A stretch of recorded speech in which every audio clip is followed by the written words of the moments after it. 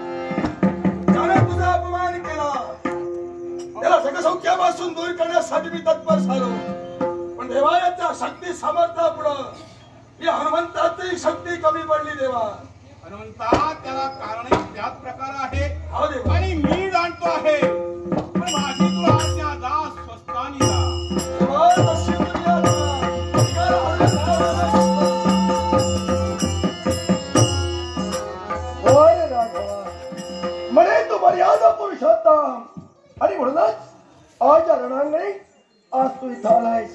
मी तो एकच सांगतोय, कारभार खंडणी मिळणार नाही. स्वतःच्या अस्तित्वाच्या ज्या जीवनात मला निर्माण करायचं आहे. राधे, ज्याप्रमाणे आजपर्यंत कारभार खंडणी तुम्ही पोच केली, मग आत्ताच हा विरोध का म्हणून? कारण एवढे दिवस तुमच्या मांडलिकीने आम्ही ओरडत होतो. तुमच्या मांडलिकीचा दिला झुगारून स्वतःचं अस्तित्व या विश्वात राजहजमनीला निर्माण करायचं आहे. राधे, वेळेच्या उपयोगी आणि योग्यतेपेक्षा जास्त कधी कुणाला काही मिळालेलं नाही. तुम्ही वृथा अट्टहास करता आहात आणि हा तुमचा अट्टहास विनाशाला कारणीभूत होईल. हे राघवा, मी स्वतंत्र नव्हे, हम स्वतंत्र नव्हे. जे मी कार्य माझ्या हाती घेतलाय तो केवळ माझ्या कुलाच्या उत्कर्षासाठी.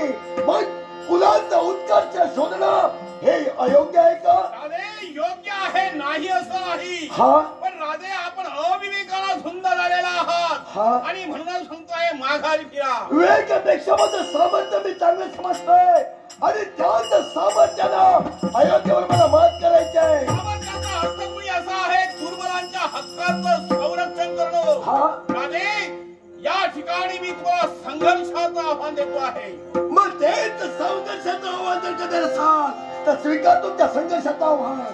आकल्प आयुष्यात भावे तया कुळा, आकल्प आयुष्यात भावे तया कुळा, माझिया सकला हरीच्या दाता, माझिया सकला प्रभुच्या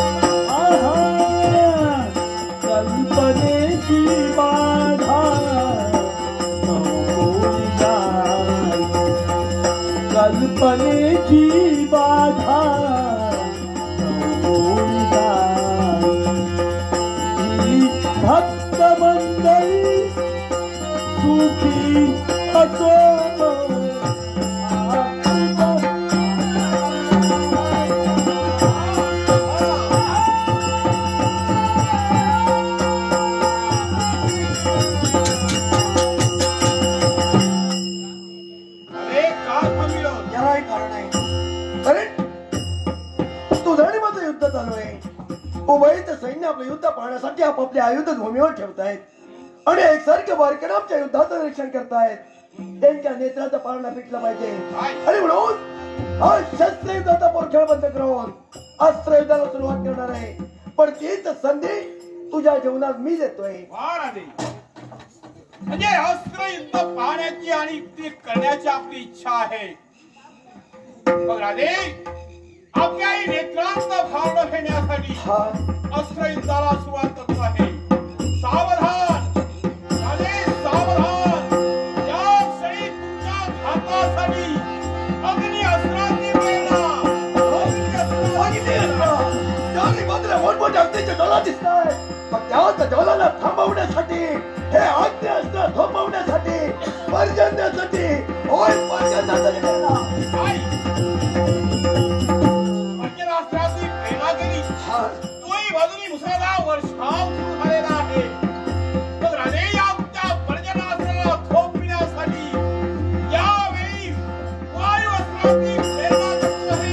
वायू अस्त्राची प्रेरणा.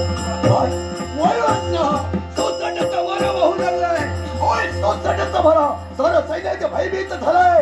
मग फक्त वायू रोखण्यासाठी पर्वतास्त्र. बरे मोठे पर्वत मार्गात उभे राहिले. मग या पर्वतांचं चूर्ण करण्यासाठी वज्रास्त्राची प्रेरणा करतो आहे. वज्रास्त्राची प्रेरणा. अरे राघवा, अखेर पर्वतास्त्राचा चूर्ण करण्यासाठी वज्रास्त्राची तू प्रेरणा केलीस. पण यावेळी मी काय करणार आहे?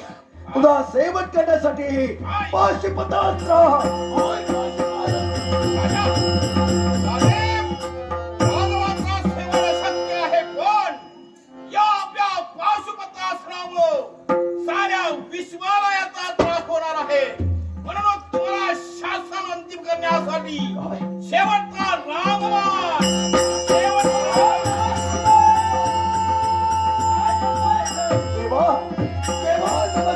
ओम नमः शिवाय.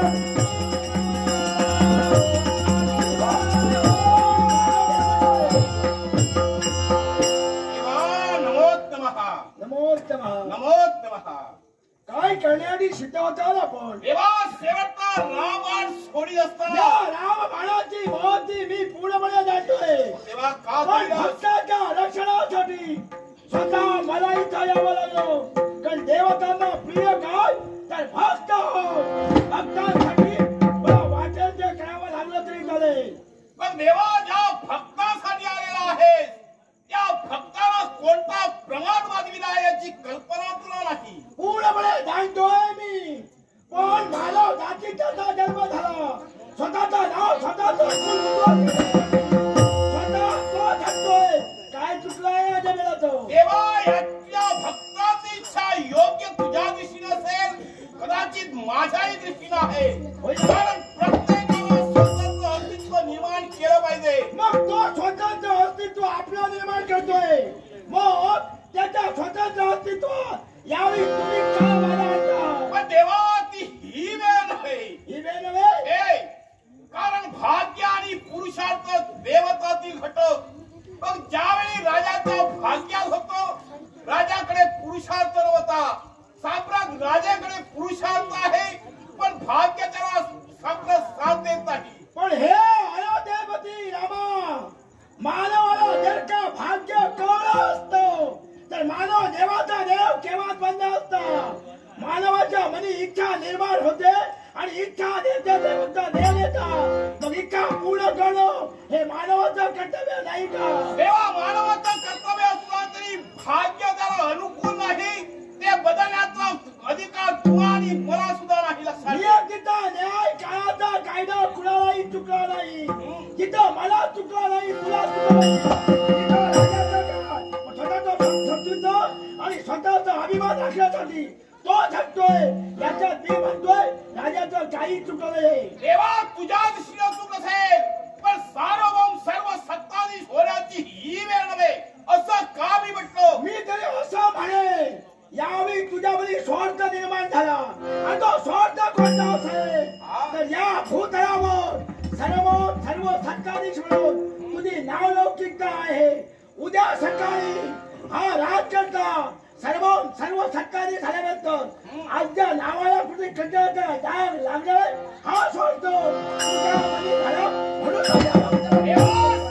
या राघवाचा आहे ते अवतारकारी आहे आणि मर्यादेचं उल्लंघन मी केव्हाही केलं नाही, लक्षात ठेव.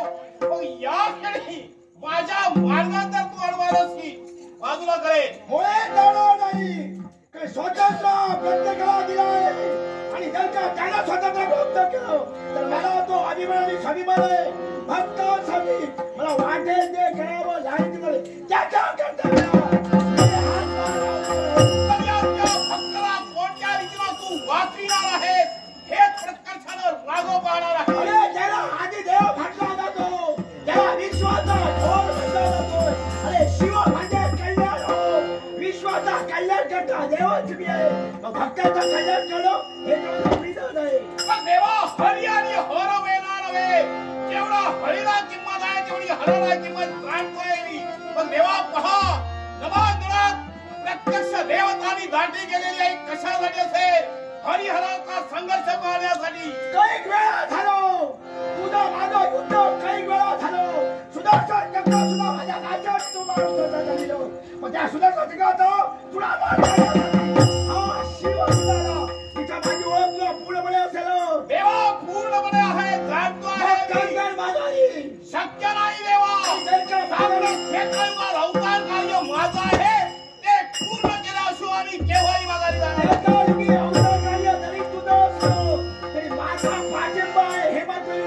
तेव्हा माझ्या अवतार कार्यात तुला येण्यास प्रतिबंध यावेळी आहे म्हणजे आहे. प्रतिबंध कोणत्या रीतीनं पण तेव्हा का उत्तीर्ण झाला? एका गोष्टीसाठी भक्ताच्या रक्षणासाठी. मग भक्तांचं रक्षण कोणत्या प्रकारे करणार आहे ते पाहतात.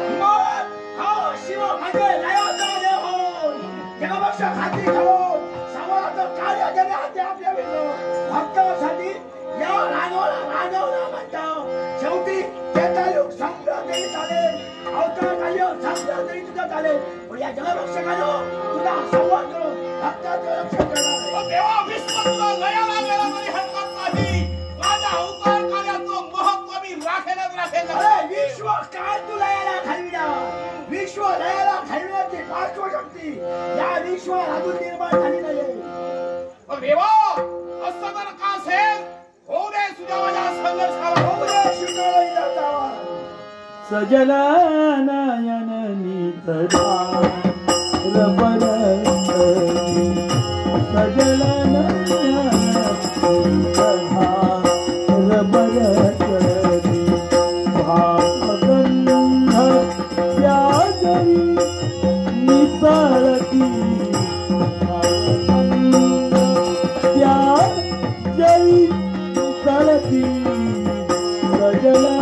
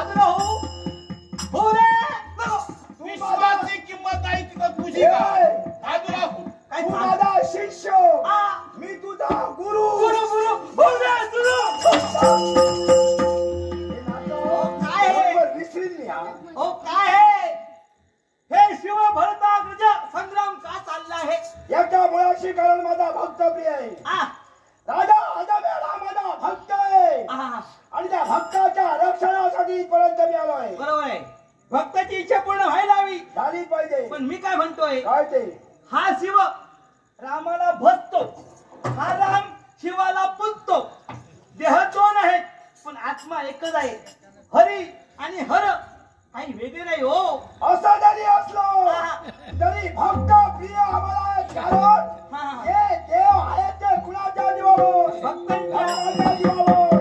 भक्ताची इच्छा पूर्ण जर झाली असेल तर विश्व कार्य देवतत्वाला कळत एवढा देव म्हणणार कोण. मी काय म्हणतो, या राजाची इच्छा काय होती की ज्या देहाने आपण भजन केलं